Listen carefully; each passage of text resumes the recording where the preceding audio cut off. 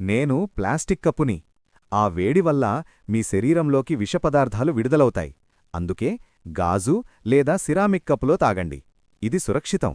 నేను మీ టెఫ్లాన్ ప్యాన్ని. నా మీద గీతలు పడితే వెంటనే నన్ను దూరంగా విసిరేయండి.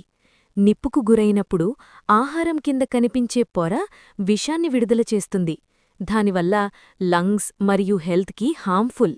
నేను చల్లని ఆహారం కోసం మాత్రమే తయారుచేసిన ఫోమ్ ప్లేట్ని.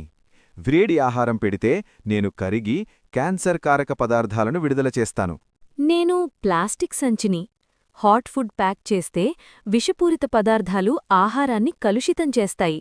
షాపింగ్కి వెళ్లేటప్పుడు మీ సొంత కంటైనర్ తీసుకురండి. నేను మెలమైన్ ప్లేట్ని. నేను అందంగా కనిపిస్తాను, కానీ నేను మోసగాణ్ణి. నన్ను మైక్రోవేవ్లో పెడితే నేను మీ ఆహారంలోకి విషపదార్థాలను విడుదల చేస్తాను. నన్ను చల్లని వస్తువులకే ఉపయోగించు. నేను ప్లాస్టిక్ కటింగ్ బోర్డ్ని. నైఫ్తో కట్స్ వల్ల మైక్రోప్లాస్టిక్స్ ఫుడ్లో మిక్స్ అయ్యి బాడీలో అక్యుములేట్ అవుతాయి. నేను మీ పాత వంటగది స్పాంజ్ని. నాలో బ్యాక్టీరియా మిలియన్స్ ఉంటాయి. డిషెస్ క్లీన్ చేస్తున్నట్టు జర్మ్స్ స్ప్రెడ్ చేస్తాను. నెలల తరబడి నన్ను వాడకండి. నేను న్యూస్ ప్రింట్ ఇంక్ని. ఫుడ్ ర్యాప్ చేస్తే టాక్సిక్ ఇంక్ ఫుడ్లో వెళ్ళిపోతుంది. హెల్త్ రిస్క్ పెరిగిపోతుంది.